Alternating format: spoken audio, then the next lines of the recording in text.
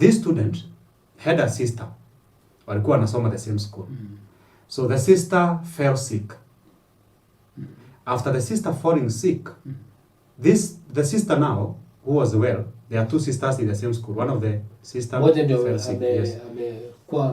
Amepata ugonjwa. Yes. Na huyo mwingine yuko sawa. So yule mwenye ako sawa is the younger sister. So the younger sister akaenda kwa the principal. Sorry, I think the teacher guidance and counseling. Yes. First of all, akamwambia now, my sister is not well, blah blah blah. And then akaambiwa now go to the dormitory to your the master. And anaitwa the matrons and patrons. Yes. Enda kwa yeye umwambie. So huyo kwenda kwake akamwambia enda kwa deputy. So akaenda kwa deputy. Akamuelezea for a period of about 1 week.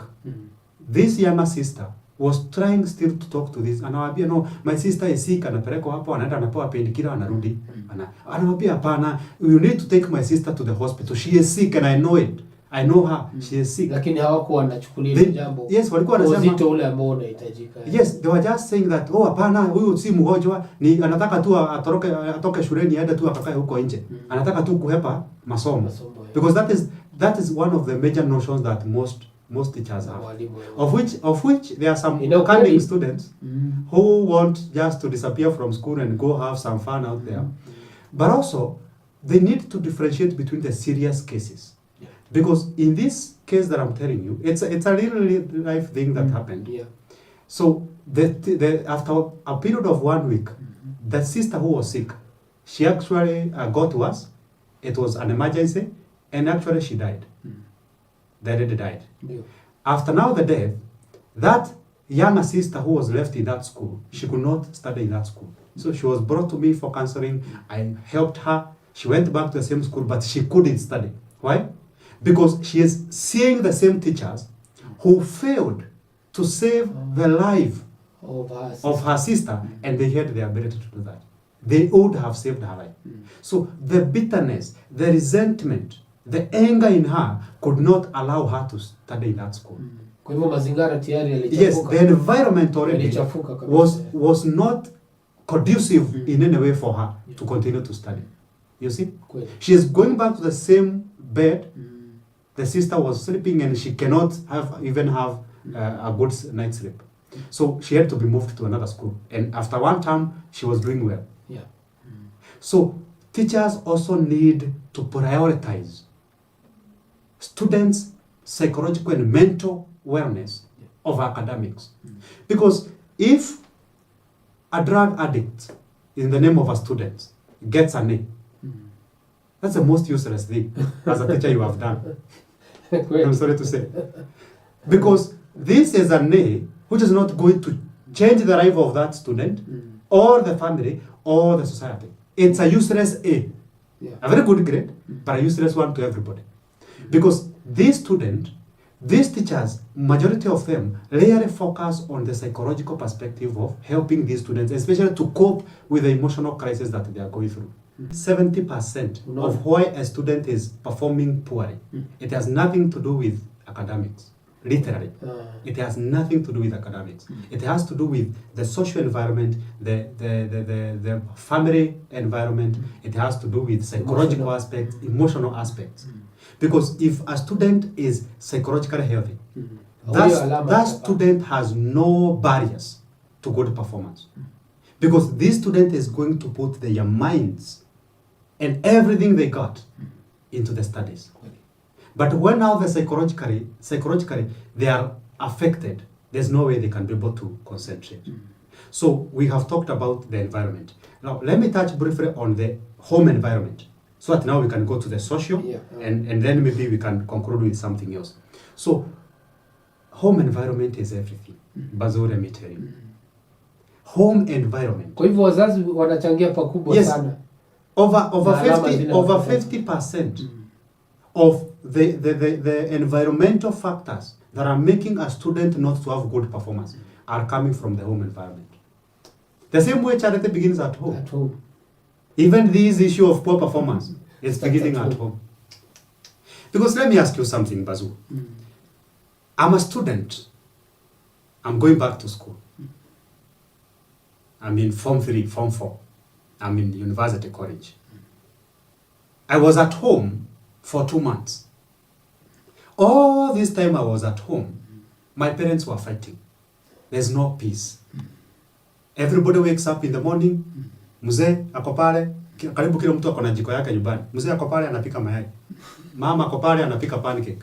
Maid, house help ako pale, yeye anasema anataka huyu anapika mayai ya kuku, wengine ya kwero, wengine, So it is like Hutu na Tutsi at home for 2-3 months that I was at home. That is the kind of an environment that I've been subjected to. Parents are fighting. Parents are talking in a very abusive language in my presence. So, and then I'm expected to go back to school and switch as if I am a computer or I am a bulb that I can switch on and off. And I just shift from darkness to light immediately. No, it's not happening. Because whatever that has been going through in the home environment, I am carrying all that as a student to the classroom. And let me tell you the problem. When the students go back and they are coming from a chaotic family environment, parents are fighting, everything is chaotic out there. Then they have carried all this to school. Because they are not a band, but they have to switch on and off. Ametoka nyumbani, so akitoka kwa gate ya nyumbani atiaache zile vitu zote. No, it's not going to anabebana nazo. Yes, kila kitu amebeba nyumbani, amebeba hiyo nyumbani yote amepeleka shuleni. You see? So most likely, the first 1 month, this student is struggling to try and silence the noise, the violence, the abuse that this student witnessed at home. The first 1 month, they are trying to struggle with these words of abuse, visual experiences they had of mamake amepigwa, babake amepigwa, mzee amekuja nyumbani akiwa mlevi, ametusi kila mtu, ugali ilikuwa jikoni, ameharibu, amelala njaa hiyo siku. All these pictures are up here. So the student now, because hasaidiwi na mtu, the student is not trying to process these things and by the end of the day, come up with a solution to resolve. No, they are trying to silence these things. I want to silence this noise so that I can concentrate in class. When the student is coming back, the mind is coming back to school, 1 month is gone. Mwezi umepita. Ni midterm. Anarudi nyumbani. Now, see the crisis. Amekaa nyumbani for 2 months. Akabebanisha zile makelele zote na kila kitu alipata nyumbani akapeleka shuleni. The first 1 month ana struggle silence, kuziondoa, ndio concentrate shuleni. Immediately ameenda kusucceed midterm. Anarudi nyumbani. Tena anaongezwa. Ile kidole inaenda inafunguliwa na inaongezwa acid. Inachomwa vizuri. Anarudi shuleni. The next 1 month ana struggle silence hizi masauti. This violence at home. After that anafanya exam. Anarudi to the same hell. You see? So this student, and then anarudi nyumbani, huyu mzazi anapiga huyu mtoto kwa sababu hapati grade mzuri. Huyu mzazi ndio tunafaa tuite pahali as a community. Kila mtu akuje na chuma. Unasikia hizi chuma kubwa za doshi. Hii chuma kubwa kabisa. Kila mtu akuje nayo tugoge huyu mzazi vizuri. Because the problem is not the student. The problem is the parent.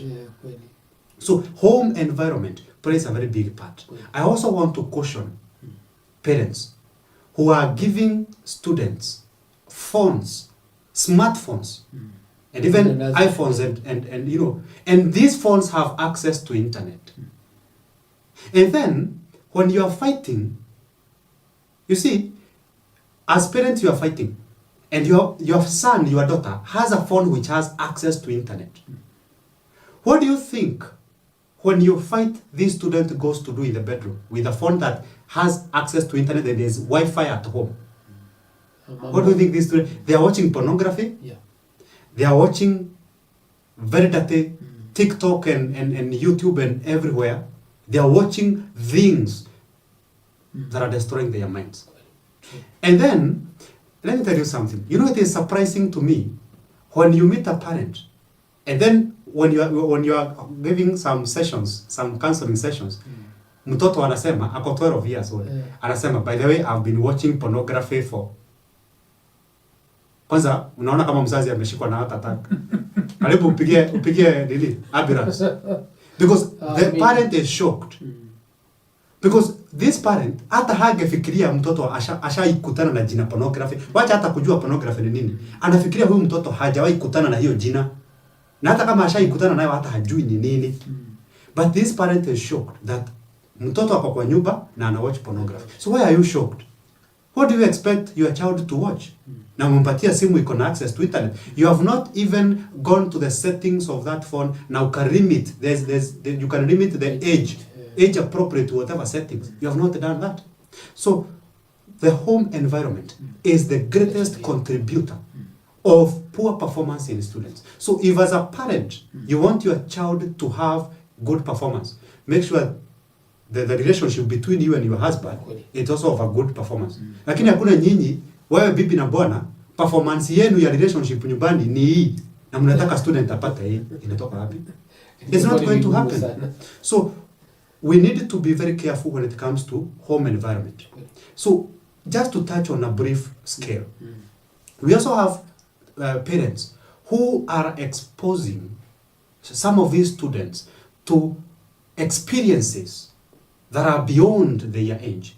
You know how shameful, embarrassing it looks and it sounds when you meet a parent seated somewhere on a couch with a flat screen 60 inches, ameweka movie Netflix, and that Netflix movie imeandikwa 18+, na amerelax hapa chini kama malaika na popcorns with a child who is under 18 and they don't care. That's a very big challenge. And then this parent anashanga huyu mtoto wangu aliharibikia wapi? Aliharibikia wapi na ulikuwa unamwonyesha content that is which is above her. Yes, above her age. Even there are some parents, especially those parents who live in the city. Anaishi one bedroom, bed sitter and single room. There are parents who have no shame and they are doing their adult stuff in the presence of this child. This child may not be seeing what you are doing as parents at night because you are in the next bedroom, but this child cannot sleep because of the sounds coming from that bedroom. And these sounds are familiar with the sounds huwa anasikia kwa pornography yenye huwa anawatch. When you as parents, you are exposing this child to either visual or auditory experience of your sex life as parents. Yes. That child is actually imagining you naked, imagining what you are doing, yes, or even seeing what you are doing. So when you are doing that, this child carries those pictures to school. Unfortunately, huyu mtoto akiwa anafanya biology, aende kufunzwa reproduction, hakuna kitu anaweza sikia hiyo reproduction. Because the moment reproduction is mentioned, the moment sex is mentioned, what comes in the student's mind? The parents. I saw my parent do it. I heard my parent do it. You see? So parents need to be careful.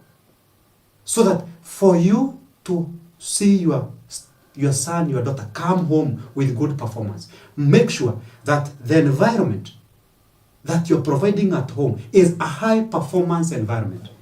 Not a low performance environment. As we conclude, let us look at social. Social interactions also have a lot to do with a student's performance. Who is this son or daughter of yours relating with? Anatembea na nani huko? Marafiki wao. Yes, marafiki, especially when they are at home. You see? When they are at home. Wakati yako nyumbani, kuna wazazi wengine wanasema, sitaki kufugia mtoto wangu sana. You don't, because we have parents who just don't care about where the student is, who they are associating with.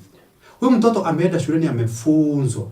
Akikuja nyumbani, wale watu wanakuja kuinteract na wao. Ndio wanakuja kukua. Sasa wewe wacha. Sasa unasoma masomo ya nini?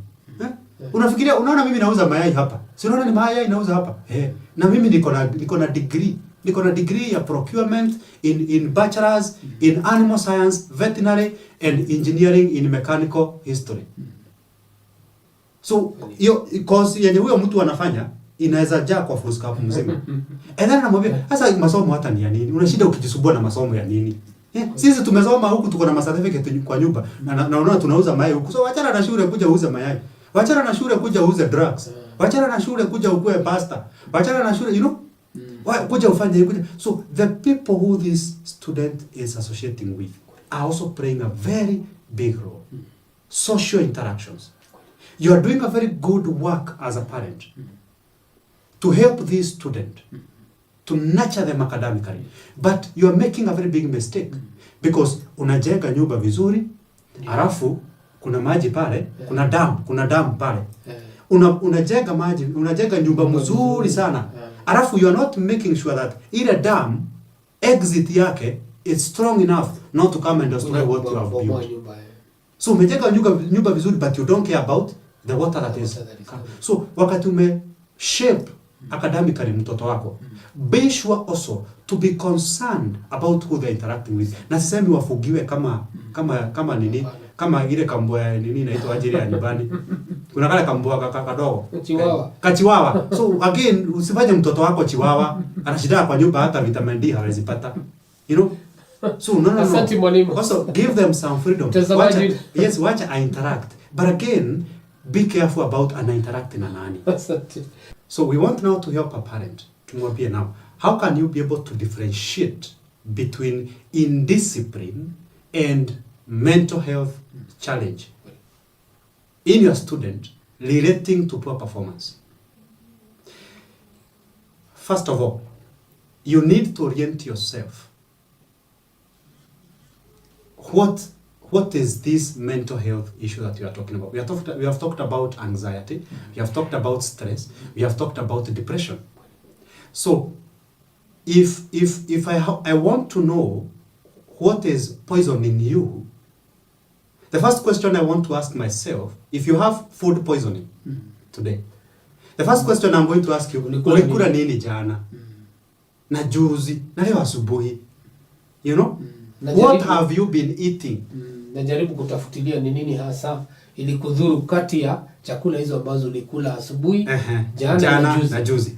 If you tell me for the last 3 days I have been fasting na nimekuwa nikikunywa maji, then I will stop suspecting food poisoning because you have not taken any food. You see? Unaweza kujua hapana hapa sidhani kuna shida nyingine. Labda kuna it's something else. The same case. As a parent, if you want to be able to be sure what is wrong with your child, first of all, make sure that hakukula chakula baya jana. The home environment is safe.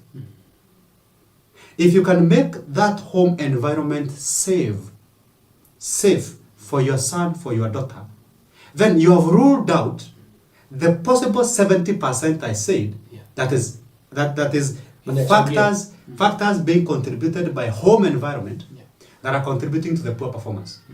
So once you have created a home, a safe, healthy, academic home environment, then you have singled that out. Now you can go to the next thing. School environment, psychological now. Ask now this student, what happens in school? Are you being bullied? No, yes. You know, what is happening? Then now, you know, because what we usually say is that sometimes when you want to separate some things, you want to single them out. Uko na mahidi imechanganya na maharagwe na bado imechanganya na mchele. Tunataka kuzitoanisha zote tatu. So you have to pick one by one. Useme kwanza nitaanza na kuondoa mahidi. So nitatoa mahidi ibaki maharagwe na mchele.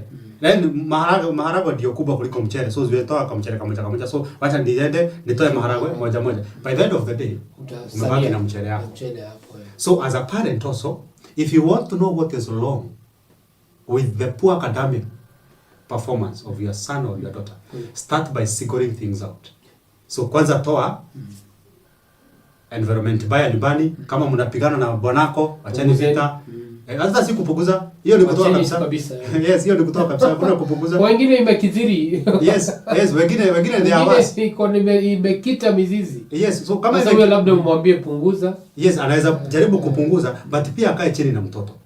Kama unajua kabisa haiweziisha, ni kama there's iko kwa damu, lazima muongee vibaya. Ken kalishani watoto and try also to help them. Or now take them for counseling. You see? But if you create a healthy home environment, you have ruled that out. Make sure, assess whether this student is watching pornography, is watching content that is destroying his mind. Kwa simu, now toa hiyo. By the end of the day, if the student is still poorly performing, and also make sure you are paying the school fees. There are some parents unapata mtoto wako nyumbani, term ni 3 months, lakini 2 months ako nyumbani, and then you expect good performance. Unless you have a genius. Jambo ambalo tutazungumzia baadaye. Leo tulikuwa nataka tuangalie mambo ya fikra, hisia, na mazingara. So the moment sababu pia inachangia. Very it also contributes to that. Yes, you create a school fees ni mtoto wako shuleni. Mtoto atasoma. Yes, so when you create now that you have singled out those ones. Sasa ukiona bado ana perform poorly, sasa peleka kwa counselor.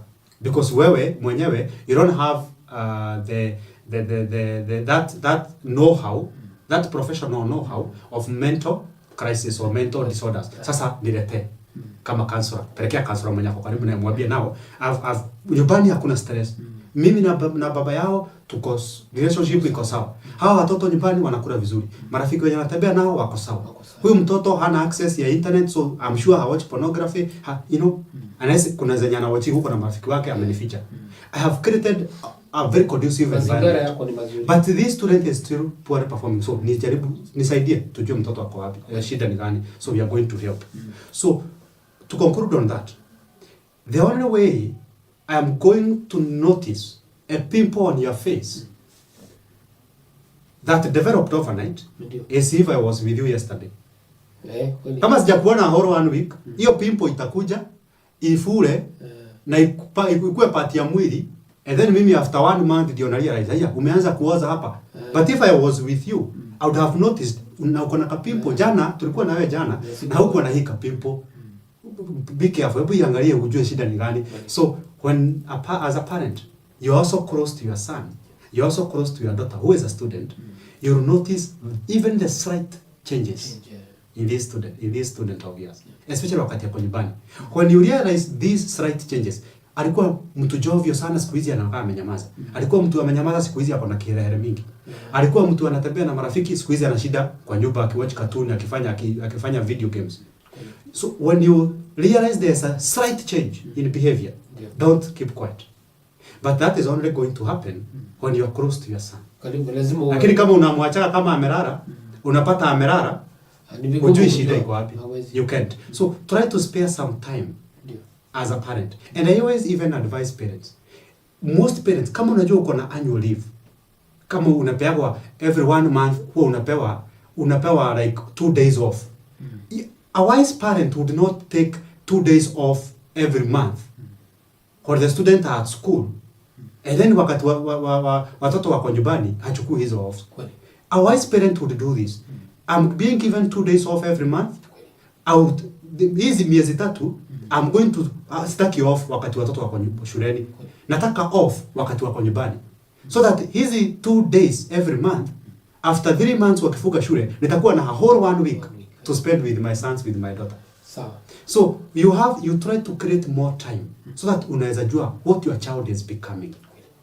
Because if you don't notice a tomato which is rotting amidst other tomatoes, if you don't take time kila siku unazigeuza, so that the moment it starts rotting, you notice it is rotting before it rots. It affects the rest. Yaribu hizo nyanya zingine zote. Yes, so you have to be there. Kila wakati unazikagua. Have a very good relationship, a positive, good, healthy relationship with your teenager. Because if you don't guide this child, somebody else is doing that work for you.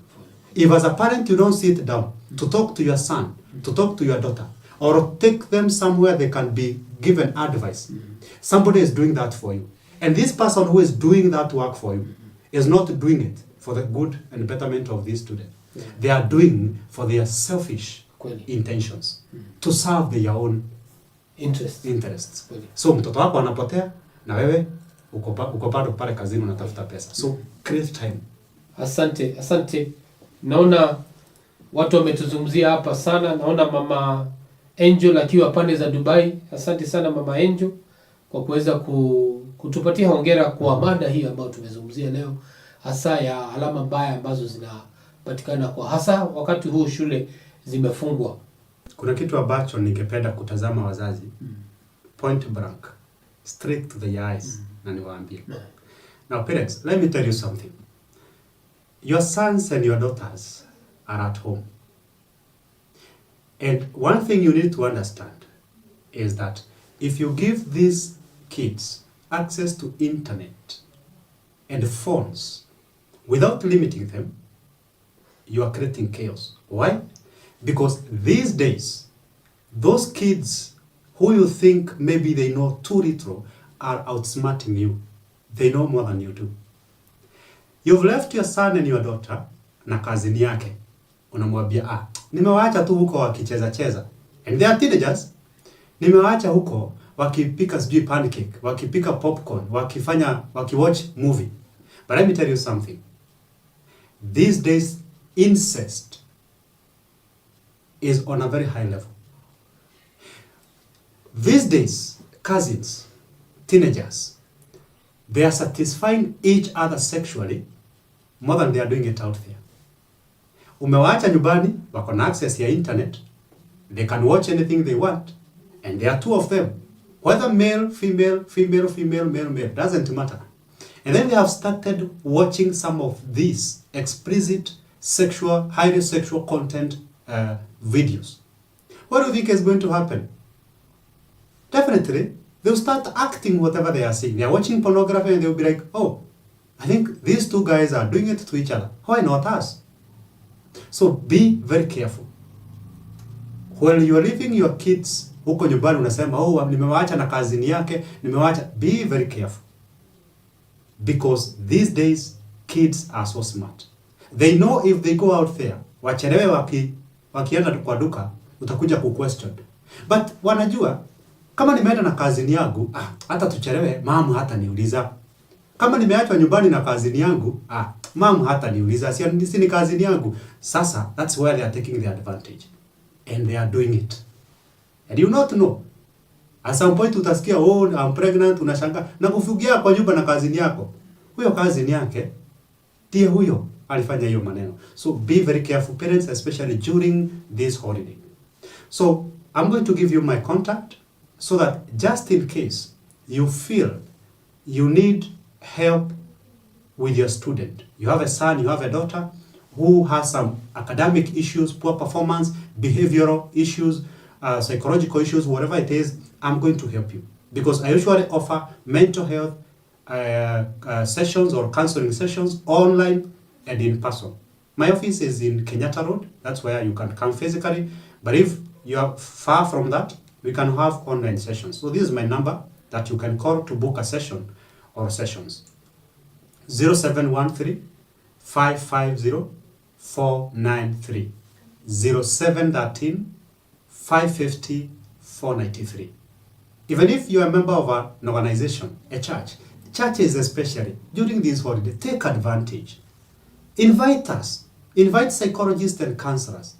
Because you stand at a very, very vital position to help these teenagers who gather in those churches every Sunday. As you preach to them about God, as they know Jesus, as they know the Bible, as they know those songs and fellowship and all that, if they are depressed here, there's nothing you're doing. You're not helping them. So let's incorporate counseling and other activities so that they can be helped. So invite us to churches, events, and any other forms of gatherings that we can be able to talk to these young people so that we can change their lives. So I always tell you, you'd rather spend that 1,000, 2,000, 3,000 today for a counseling session instead of waiting to go to a rehab 5 years from today and pay 500,000. It's going to save you. Asante Mwalimu Nasaha. We are social beings, and our social interactions, in a bigger way, usually determine who we become or who we don't become, what we achieve or what we don't achieve. Just show me 5 of your friends, and I will actually tell you who you are. If you're walking around with 5 drunkards. Ndio. After a few months, you'll be the sixth one. Utakuwa mlevi pia. Yes, if you're walking around with the 5 millionaires, after a short time, you become the sixth one. So social interactions are very important. Everything starts from the mind. So the reason why I'm saying the things I'm saying is because I'm perusing some pages in my mind that I've reserved this information. So how you can know what I think is by observing what I do. Because my thoughts are not observable. But you can see my actions and tell me what I'm thinking. So when you see a student who is not performing well in school, and if you are looking at the psychological perspective part of it, this is a student who could be struggling with anxiety. That's a psychological condition. Yes, was. Have you heard some parents say, or even some students say, that I usually revise. I always do my assignments on time. Yes. I always do everything. I'm the most disciplined student. But when it comes to exams, I get low grades. Because maybe this is a student who has exam anxiety. Kila wakati exam ikikaribia, this student, woga inaingia. Even when we were in the university, there are students who sometimes would not do the exams. So exam anxiety, anafika kwa exam room, hakubuki kitu, that student even starts sweating and everything just disappears. So we want to look at the psychological part of it. And what is going through a student's mind can become the barrier or the reason why they perform better. It can be the reason why they fail or the reason why they perform better. Because when a student is psychologically bothered by some of especially environmental factors that we are going to look at, when the student is psychologically bothered, no matter what, no matter the volume, no matter the intensity that a teacher teaches with, this student is not going to get anything because the mind is not there. We are able to learn best when we engage more of our senses. So when you're able to engage your hearing sense, you have your hearing sense, you have your lighting sense, that is the sense of touch, you have your sight sense, and maybe some people have the audio, being able to talk. You see, so if we can use like those 4 senses in a class, then we are able to. The more senses you engage into something, the better it is for you to retain certain information. The less senses you engage, the less it will be possible for you to remember certain information.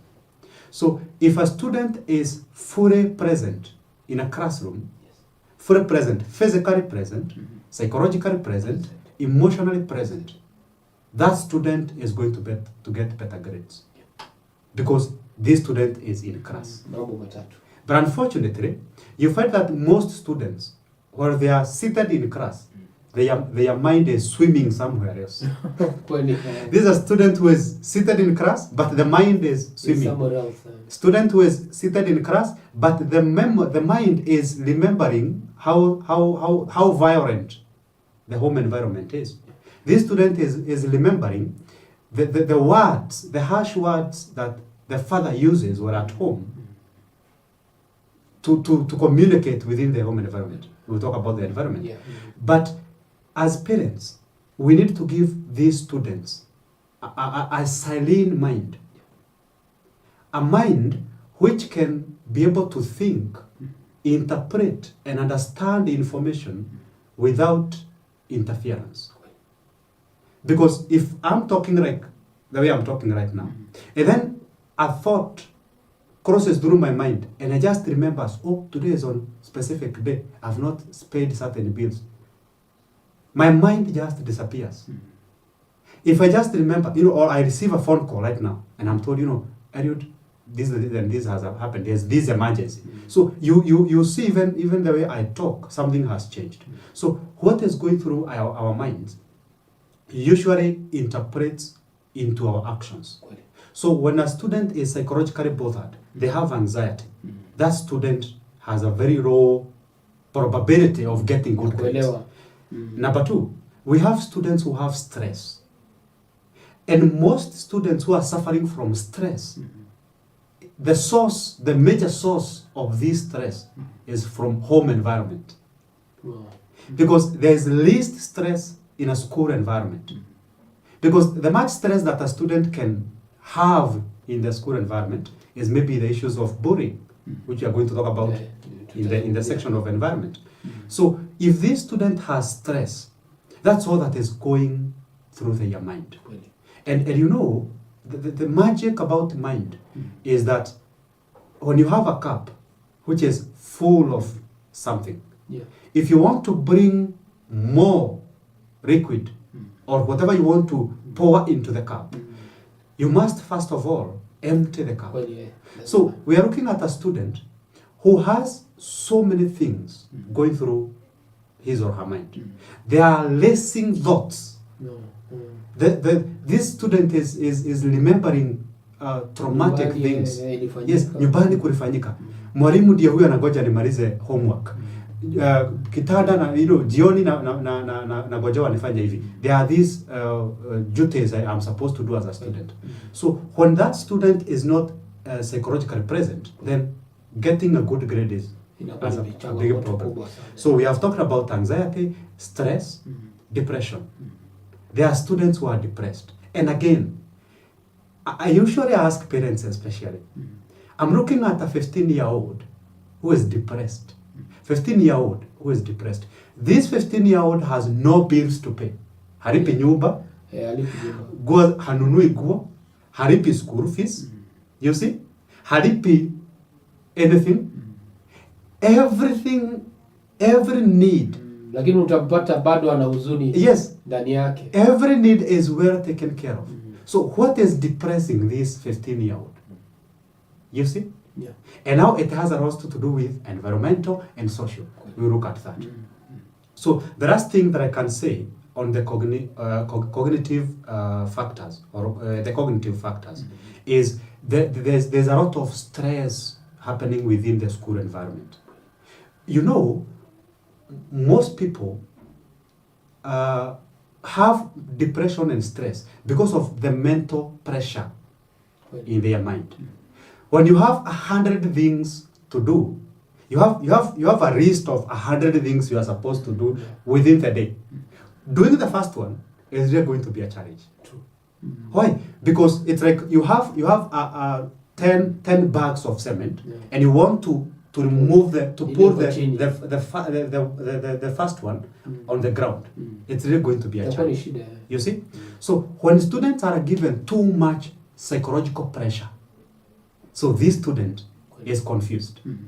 This student doesn't know where to start, where to go next, and that is now where the issue of procrastination comes in with the students. And you know, sometimes I wish that even the school curriculum can be looked into. Because you find a student who has more than 10 subjects, not even units. I'm not even talking about university students. You meet a student in high school who has shule ya upili. Yes, shule ya upili. Shule ya upili, that is. Akona around 10 subjects. You see? Within a week, this student has 10 homeworks, 10 assignments, other duties.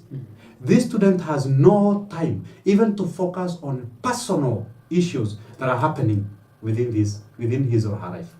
You see? So again, when there's too much being put on the shoulders of the students, then it bothers them psychologically. So if even the curriculum, the education curriculum, the academic curriculum can be changed to reduce some of this weight on the students. You see, waondolewe kidogo, so that they can be able to concentrate on specific things. You know, a smaller mountain. You see, they will at least be able to process these things. But when there is too much pressure, psychologically you cannot concentrate. There's a parent out there who keeps putting pressure and forcing and beating this child, saying, I pay school fees on time. When you're at home, everything is provided for. Even there are tutors, you know. We have audio books. We have revision materials. But you are still getting D's. What is wrong with you? You see? And this parent fails to go beyond maybe the physical provision that this parent is providing to the student. Because there are students who have dyslexia. Sometimes X na S zikijaa sana kwa neno. I have to choose between kujiuma ulimi ama kutamka vyenye haifai. Wameelewa. Na labda producer wetu anaweza andika hiyo jina. Yes. Aweke kwa runinga ndio wenyewe waweze kusoma. Dyslexia. So there are students who cannot be able to retain information for a very long time. And that is why I said there's a student who have a memory issue. You see? They have a memory issue. So atasoma kitu lakini hata ikumbuka. You see? There are students that we call intellectually gifted, and we have students who are not intellectually gifted. You see? So these students who are intellectually gifted, there are some of them who you can call geniuses. There's somebody who can look at something, just attending a lesson is enough for these students to get a C and above. There's another one who is going to attend our lessons, do our assignments, but anatia bidii lakini perhaps ni anaamshaka wale wengine wote. You see? So but bado anapata below average. It is because maybe this child or this student has a psychological and mental disorder that need to be looked into. Don't just assume as a parent, hii ni utundu hii. Hapana usikimbilie kufanya maamuzi. Huyu ni kukataa kusoma. Na amekuwa kichwa ngumu. Yes, na hii ni kichwa ngumu, anamea pembe. Ana udhaifu katika ubongo wake. Yes, there's a possibility, and that is why sometimes you don't jump into concluding something before at least you have involved all people who can come and try to assess the situation. So if you know your student is hardworking, my son wakes up very early in the morning, sleeps late at night. He is always studying. In school, the teachers say he is always asking questions. He is always following the teachers for whatever he did not understand. He is always in group discussions. He is always doing assignment on time. He is always on his toes when it comes to studying. But he gets D's. Then the problem is not in studying. You see? Yeah. Because if he is perfect in studying, then the problem is where the information is going. Where the information is going, there could be a problem. So now, get this student to be assessed. Look for a psychologist, look for people like us. Let this student be assessed. There are tools that we can use to tell whether this student has a memory issue, because there is somebody who you can tell, for example, personally, sometimes I find it challenging. If you tell me your name, most likely I'm not going to remember it for the first time. Unless I save it on my phone or I read it somewhere. So most likely we meet today and then you are like, oh, my name is, immediately you have, immediately after that, if we continue the conversation, it's over. Wow. It's over between me and your name. But if we meet the second and the third time, then I'll be able to remember your name. Or if I can be able maybe to associate, to tell me, my name is John, and I'm like, my brother is called John. You see? If I can relate your name with somebody who is close to me, then I will not forget. So these are some of the tools that we need to use to understand whether this student has a psychological issue, so that you can help them holistically. You might be forcing you might be forcing a donkey to the river and forcing it to take water, and the donkey is not taking the water. But the problem is not the water. The problem is that the donkey has some wounds along the throat. If you're talking about bullying in schools, a student who is bullied in any way, be it sexual harassment is a bullying, a form of bullying. When you talk about emotional, the threats, you know, kuzuia uoga is a threat. Ameamuka asubuhi, walikuwa na fellow students, ameambiwa, na wewe wacha nikuambie wewe, jioni ukirudi kwa hii dormitory utanipata. From morning, huyo student anakaa akifikiria chenye atapatana nacho. Jioni kutakuwa na mambo. Yes. This student is now trying to prepare psychologically for what is coming. So for the rest of the day, this student cannot concentrate. You see? So that emotional threat, hiyo kuuziwa uoga, it is affecting these students because the concentration, as I said, for a student, for me to concentrate on something fully, I need to be physically and mentally present. So if I'm anticipating danger ahead of me, I cannot concentrate here. Why? Because I am physically here, but I'm trying to resolve or solve or prevent a dangerous event. Tukio ambayo utaipata. Yes, that I'm expecting to happen. Lazima upate suluhu. Yes. Kabla hiyo jioni ijafika. Exactly. So I cannot be able to concentrate. So the environment, especially the school environment, also plays a vital role when it comes to the performance of a student. Teachers also are within the school environment. We have talked about there can be good relationship between students that can foster or skyrocket the performance of a student. And then there's now also the negative influence or the negative effect of peers that can now cause low performance when it comes to the issues of bullying from other students, when the student is not being supported by the fellow students. Okay. You see, so that also affects. But also when we come to the teachers, you see, I've interacted with the students because actually during this holiday is where we have many of, especially personally, this is the time when I have many of the currents being students. Because most of the times they are brought to me because, you know, my son, my daughter is going through this, nataka akirudi that term, maybe some of them wako form 4, ndio aweze kufocus na masomo anapitia hii na hii. So we are able to help them because we also do career guidance. I also do career guidance.